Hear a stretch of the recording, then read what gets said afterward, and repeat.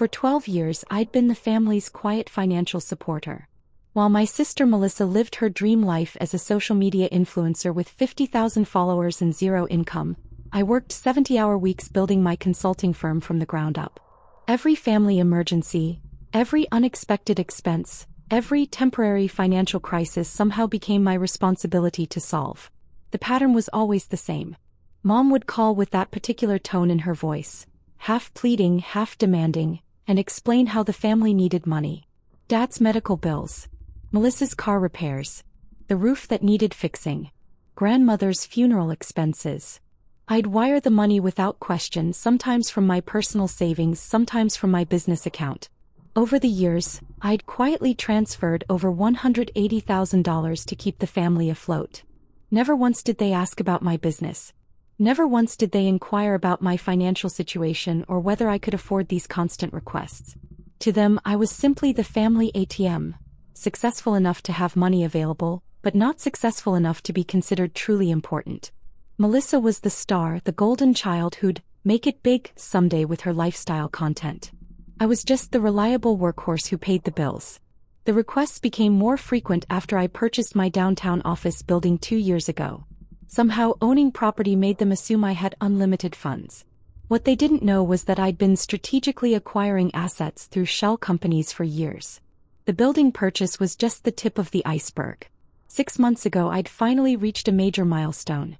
My consulting firm had grown to the point where a private equity group approached me about a partnership.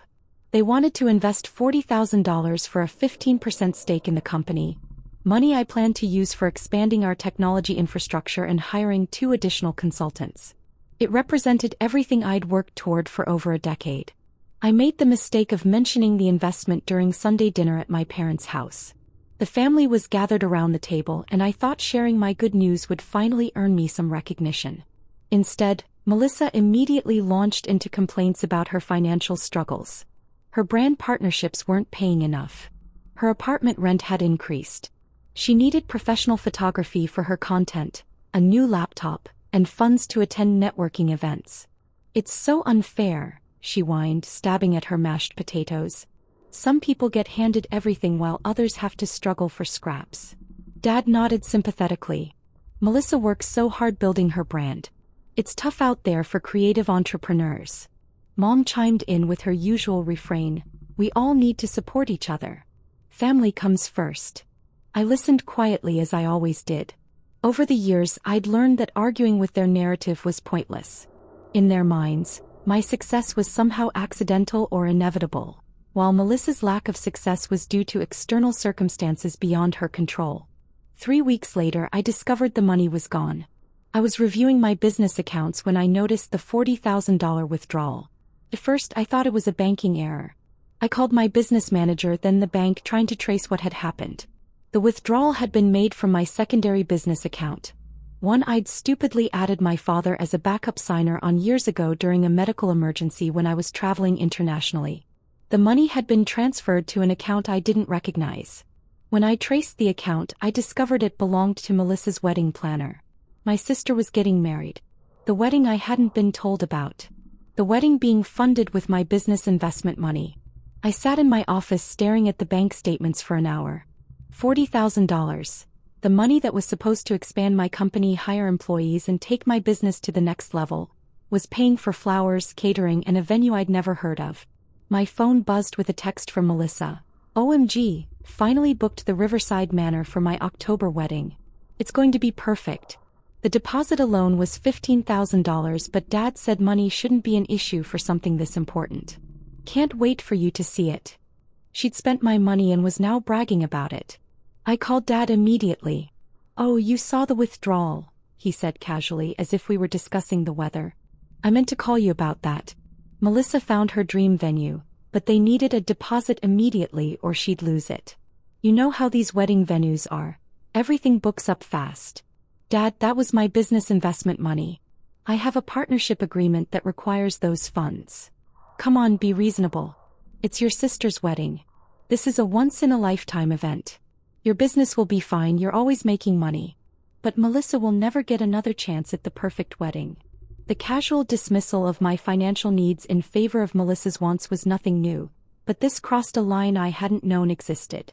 They'd stolen money directly from my business. Money that wasn't mine to give, money that belonged to investors who trusted me. I need that money back in the account by Friday, I said. Dad laughed. Where exactly do you think we're going to get $40,000? The deposits are already paid. The contracts are signed. Stop being dramatic about this. This isn't dramatic, Dad. This is theft. Theft? It's family support. You've been lucky with your little business, and now it's time to help your sister achieve her dreams. Stop being selfish. I hung up and immediately called Mom, hoping for a different response. Oh honey, I'm so glad Dad was able to help Melissa with the wedding costs, she said cheerfully. You should see how happy she is. She's been texting me photos of centerpieces all morning. Mom, they took money from my business account without permission. That's not family support, that's stealing. Don't be ridiculous. Your father is on that account. He has every right to use it for family emergencies. And what's more important, your sister's happiness or some business expense that can wait a few months? It's not just a business expense. I have legal obligations to investors. I could lose the partnership entirely. You're being overdramatic. Your business is doing fine. You own that big building downtown. You can afford to help your sister have the wedding she deserves. She hung up before I could explain that owning the building didn't mean I had unlimited liquid assets, or that the partnership money had already been allocated for specific business purposes. I spent the rest of the day calculating the damage. Without the $40,000, I couldn't meet the technology upgrade timeline I'd promised my new partners. I couldn't hire the consultants I'd already interviewed. Most importantly, I looked like an unreliable business partner who couldn't manage his own finances. That evening Melissa called.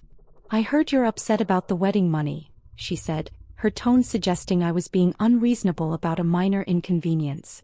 I just want you to know how grateful I am. This wedding is going to be incredible, and it's all thanks to family support. Melissa, you took money that wasn't available for a wedding. That was investment capital for my business. Oh please, your business is doing great. You're always complaining about being too busy with clients. Besides, this is my wedding. I only get to do this once, while you'll have plenty of other business opportunities. I've worked 12 years to get to this point. And I've worked just as hard building my brand. Just because your work pays more doesn't mean it's more important. Some things matter more than money. The irony of her lecturing me about values while spending my money on her luxury wedding was staggering.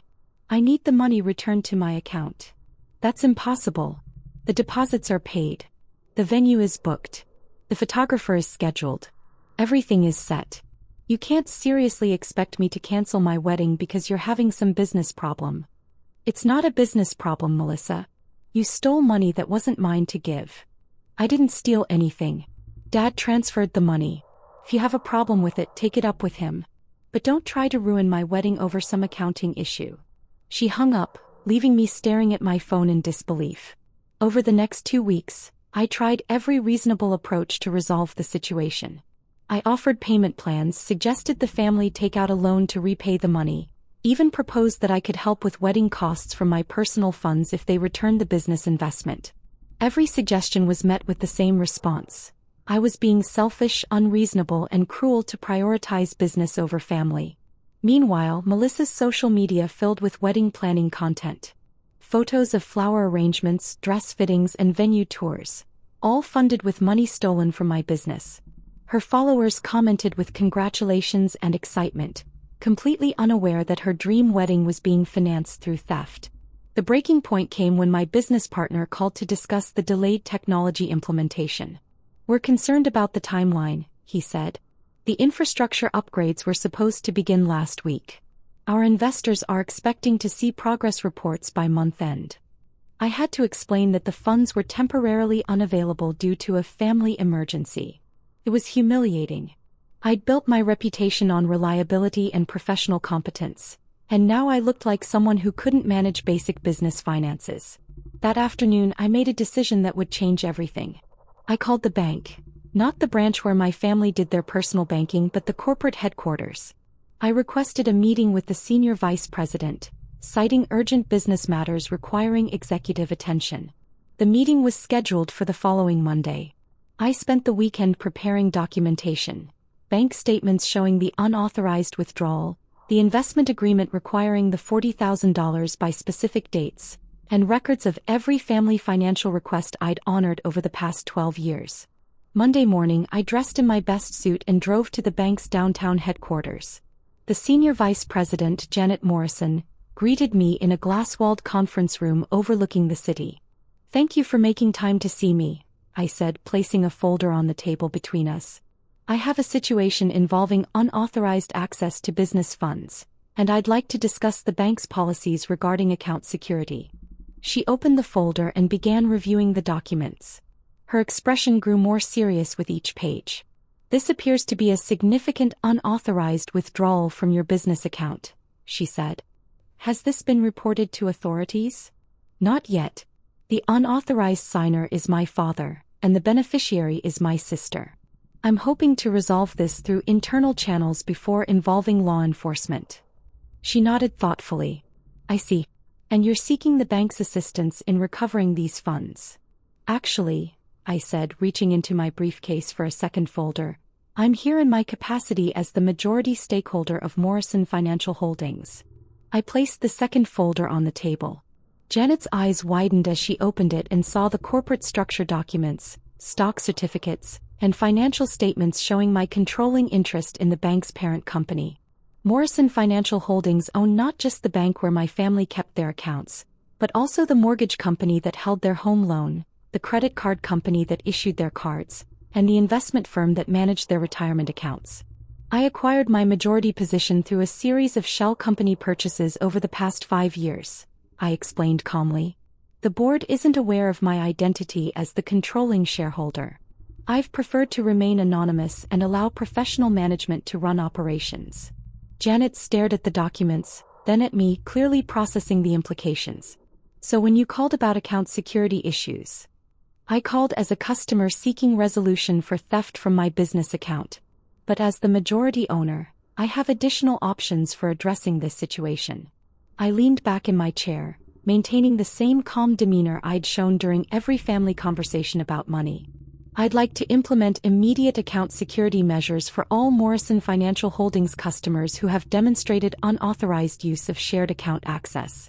This would include freezing accounts pending verification of transaction authority, reviewing all recent transfers for potential fraud, and requiring in-person verification for any future large withdrawals." Janet nodded slowly. "That's certainly within policy parameters for fraud prevention. I'd also like to review the loan and credit portfolio for customers whose accounts show irregular large expenditures that might indicate financial distress or inability to meet ongoing obligations." She understood immediately. "Of course. We have a fiduciary responsibility to ensure our customers aren't overextending themselves financially." "Perfect. Could we implement these security measures this afternoon?" "Absolutely. I'll have our security team begin the review process immediately." I stood and shook her hand. "Thank you for your time, Janet. I appreciate the bank's commitment to customer security and responsible lending practices." Walking back to my car, I felt a strange sense of calm. For 12 years, I'd enabled my family's financial irresponsibility by quietly covering their mistakes and absorbing their crises. Today that pattern ended. I drove back to my office and spent the afternoon working on client projects, the same focused productivity that had built my consulting firm from nothing into a multimillion-dollar enterprise. Around 3 p.m. my phone started ringing. The first call was from Dad. "What did you do?" he demanded without preamble. "I'm not sure what you mean." "Our bank accounts are frozen. All of them. Checking, savings, the credit cards. Everything. They say there's a security review for potential fraudulent activity." "That sounds serious. Have you done anything that might trigger fraud detection?" "Of course not. This is obviously about the wedding money. You called the bank and reported us for theft." "I reported unauthorized use of my business account, which is what happened." "It wasn't unauthorized. I'm on that account." "You're on that account for emergencies when I'm traveling internationally, not to fund weddings." "This is ridiculous. You're destroying the family over money." "I'm protecting my business from theft. The bank is protecting its customers from potential fraud." These seem like reasonable responses to the situation. Dad hung up, but the phone rang again within minutes. This time it was Mom.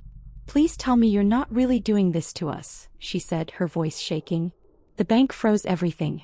They want documentation for every large transaction from the past 6 months. They're reviewing our mortgage for irregularities. Mom, banks have security protocols. If there's been unusual account activity, they're required to investigate. You know this isn't about security. This is revenge because we helped Melissa with her wedding. This is about $40,000 being stolen from my business account. The bank is treating it as the financial crime it actually is. We're family. You can't treat family like criminals. Family doesn't steal money from each other's businesses." He hung up crying. The third call came an hour later. "Melissa, you're insane," she screamed into the phone. "You're absolutely insane. The wedding venue called. Our deposit check bounced. The photographer canceled. The caterer wants cash up front. You're destroying my wedding. Your wedding was being funded with stolen money, Melissa." "It wasn't stolen. Dad moved money between family accounts. From my business account to pay for your personal wedding expenses. That's the definition of theft. I'm going to the police. I'm reporting you for harassment and financial abuse." "Please do. I'd love to see you explain to police how I'm abusing you by reporting the theft of my own money."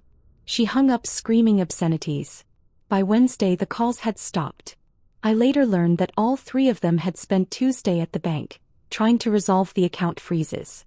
They'd been required to provide documentation for every large transaction from the past year, explain the source of funds for the wedding deposits, and demonstrate their ability to meet existing loan obligations without the irregular transfers from my accounts.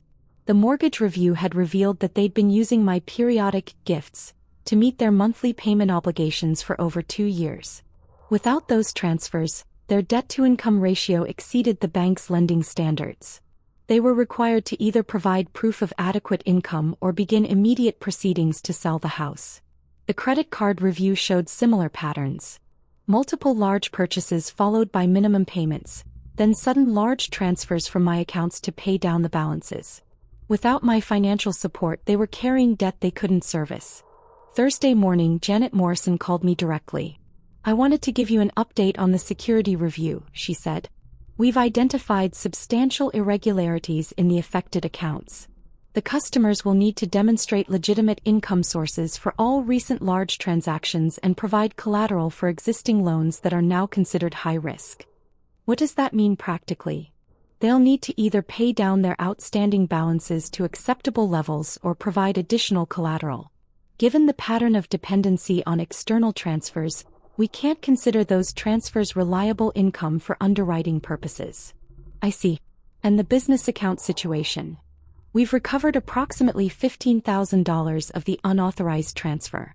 The remaining $25,000 was spent on non-refundable deposits that appear to constitute a total loss." I thanked her and hung up. $25,000. Gone forever, spent on a wedding that would never happen. The irony wasn't lost on me. Friday afternoon, I was working late when my office security called to announce visitors. Dad and Mom were in the lobby requesting a meeting. I had them escorted to the conference room. They looked exhausted. Dad's face was gray and Mom had clearly been crying. They sat across from me at the polished table where I normally met with clients and investors. "We need to talk," Dad said quietly. "I'm listening." "The bank is foreclosing on the house. They want the full mortgage balance within 30 days or we have to sell." I nodded but said nothing. "Our credit cards are canceled. The bank says we've been living beyond our means and they can't extend additional credit." And I waited. Melissa's wedding is canceled. Everything. The venue, the photographer, the caterer. She's devastated. "I'm sorry to hear that." Dad leaned forward. "You have to know we never meant for this to happen. We thought you had plenty of money. The building, the business, all those client payments. We didn't realize taking the $40,000 would cause such problems. Dad, you've taken over $180,000 from me in the past 12 years. $40,000 wasn't the problem, it was the final problem." Mom spoke up for the first time. "We didn't know you were keeping track." "I wasn't keeping track for revenge. I was keeping track because that's what responsible people do with money. Every dollar that left my accounts was money I couldn't use for business growth, investment opportunities, or my own financial security. We thought you were just successful, Dad said helplessly. We thought you had more than enough. I am successful. Because I work 70-hour weeks, because I make careful financial decisions, and because I don't spend money I don't have on things I don't need. The money you've been taking was my success, transferred to subsidize your lifestyle choices. They sat in silence for several minutes. Finally, Mom asked the question I'd been expecting. What do you want us to do? I want you to learn to live within your means. I want you to get jobs that pay enough to cover your expenses. I want you to stop assuming that family means unlimited access to other people's money. But what about the house? What about our retirement? What about Melissa's future? Those are your responsibilities to figure out. I'm 29 years old. I've been supporting a family of 4 since I was 22. I'm done. Dad tried one more approach. If you help us get through this crisis, we promise things will be different. We'll pay you back gradually. We'll stop asking for money. You've promised that before. After the roof repair. After grandmother's funeral. After Melissa's car accident. Every crisis ends with promises that are forgotten as soon as the next crisis begins. I stood up, signaling the meeting was over. I love you both. I hope you find a way to build sustainable lives. But I won't be part of the solution anymore. They left without another word. 6 months later, I received a wedding invitation in the mail. Melissa was marrying her fiancé in a small ceremony at the local community center. The invitation was printed on basic cardstock, not the elegant calligraphy she'd originally planned. There was no mention of expensive flowers, professional photography, or gourmet catering. I sent a gift. A modest check that represented what I could afford as a normal wedding guest, not as the family financial supporter. The thank you note I received was different from any communication I'd had with Melissa in years. It was handwritten, genuine, and included an apology for the previous year's events. She'd gotten a full-time job at a marketing agency. Her social media content now focused on budget-friendly lifestyle tips rather than luxury aspirations. She seemed, for the first time I could remember, genuinely happy rather than constantly frustrated by what she couldn't afford. My parents sold their house and bought a modest apartment. Dad found work as a part-time financial advisor. Ironic, given his own financial management history, but apparently his crisis had taught him valuable lessons about living within one's means. Mom returned to nursing, a career she'd abandoned 20 years earlier to focus on supporting Melissa's creative development. As for me, I used the crisis as motivation to accelerate my business growth. The partnership that had been delayed by the stolen $40,000 was eventually restructured as a full acquisition. The consulting firm that had started as a one-person operation now employed 15 people and generated annual revenue in the 8-figure range. More importantly, I learned to set boundaries that protected both my financial resources and my emotional energy. Family support became planned, budgeted assistance rather than crisis-driven emergency transfers. I help when I can afford it, not when I'm guilted into it. The Morrison Financial Holdings ownership remained my secret. The bank continued operating under professional management, serving customers throughout the region with enhanced fraud detection and responsible lending practices. My former family members eventually qualified for new accounts and credit products by demonstrating stable income and reasonable spending patterns. Sometimes I wonder if I could have handled the situation differently, found a way to teach the lesson without such dramatic consequences. But then I remember the casual entitlement in Dad's voice when he explained why he'd taken my money, the complete dismissal of my financial needs in favor of Melissa's wants, and the 12 years of quiet resentment I'd accumulated while enabling their irresponsibility. The hardest part wasn't the financial loss or even the family conflict. The hardest part was accepting that people I loved had viewed me as a resource to be exploited rather than a person with my own dreams and goals worth respecting. But the most surprising part was discovering that setting boundaries didn't destroy the family relationships. It eventually improved them. When interactions were no longer based on financial dependency and resentment, we could actually enjoy each other's company. Holiday dinners became pleasant rather than stressful. Phone calls were about life updates rather than financial emergencies. 6 months after the wedding invitation, I received another piece of mail from Melissa. A business plan for a marketing consultancy she wanted to start with her own savings and a small business loan. She wasn't asking for money or connections. She was asking for advice from someone who'd successfully built a company from scratch. I spent 3 hours reviewing her plan and providing detailed feedback. For the first time in our adult lives, I was helping her pursue a goal rather than enabling her to avoid responsibility. That felt like real family support. Today my business continues growing. I own properties in 3 states, employ people who depend on my company for their livelihoods, and serve clients who trust my judgment with their most important projects. None of that would have been possible if I'd continued allowing family guilt to override business sense. The $25,000 I lost to Melissa's canceled wedding was expensive tuition in a course I should have taken years earlier. How to distinguish between love and exploitation. It was worth every dollar.